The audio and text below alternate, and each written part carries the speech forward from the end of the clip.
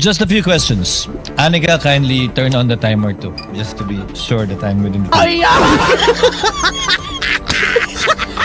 Director Matibag, ito ba ang unang pagkakataon na may binuong task force para mag-imbestiga sa mga banta? Ay sa mas matingala mo ni katawo ko kay katong dani ka mo to'y timekeeper.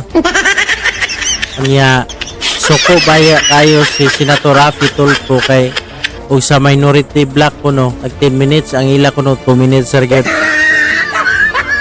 So motong niingon si Senator Chis Escudero nga ito i-on gyapon ang timer ha dani ka. Okay. Laban sa Pangulo? Sa pag-aalala ko po, opo. Sa kasaysayan ng NBI? Based on the records turned over to me, wala po. Hindi po ba normal, regular at ordinaryo lamang na magkaroon ng banta ang Pangulo, ikalawang Pangulo o sino mang mataas na opisyal o sino mang mayaman dito sa ating bansa? Tama kaya kami mga bodyguard sila, di ba? Tama po yan. Araw-araw po ay alam natin na may threat pero magkakaibang level po.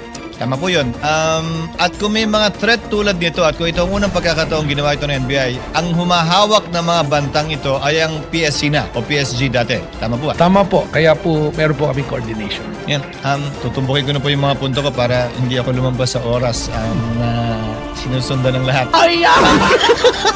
Sa inyong investigation, may bayad po ba yung kinausap ni VP Sara? Kung 100% certain po kayo na may kinausap siya para patayin di umano ang Pangulo, may bayad po ba yun? O Part of the investigation po that we have to... So sa ngayon, hindi pa po niyo sigurado kung... Hindi nga part ha. Kaya kung yung muna-unaon, kung ikaw mag-hire ka o upatay, ang importante diha na ginay pa si una nga bayad. Anthony Sarmiento Yamit.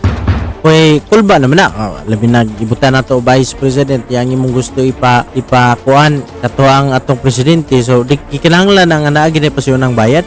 Punto de vista. So muni gilinaw ni Senator Chis Escudero nga na ba natukoy na ba kay kung wala ba sige istorya ra pud ni taman. Dili manghilabot apan manginlabot. Pero manindigan magi si NBI director na wag ite mahimo ana. Anthony Sarmiento Yamit. Pagkakaibigan lang o samahan lang o may bayad yung usapang yun. Tama po, but we consider every possibilities po.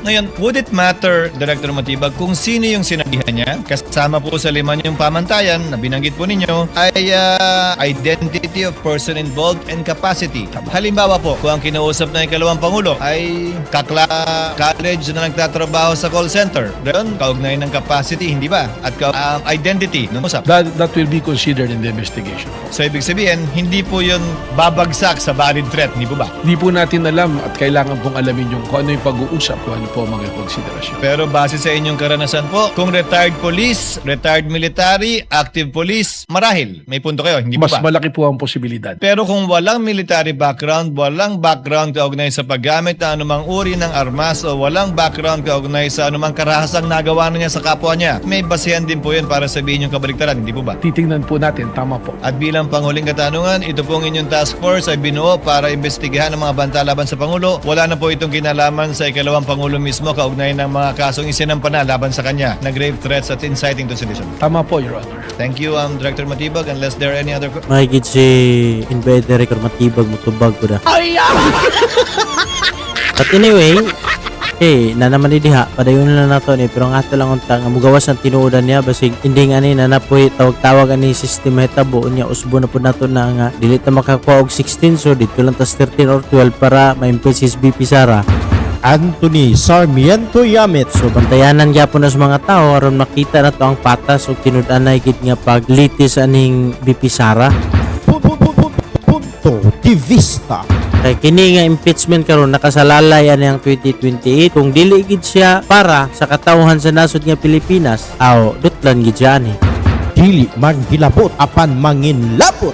Pero kung nakatakda siya nga mahimong presidente sa 2028 bisan unsa ilang buhaton, mamahimo ging presidente si Sara Duterte sa 2028. Anthony Sarmiento Yamit. Punto de vista. Dili manghilabot apan manginlabot.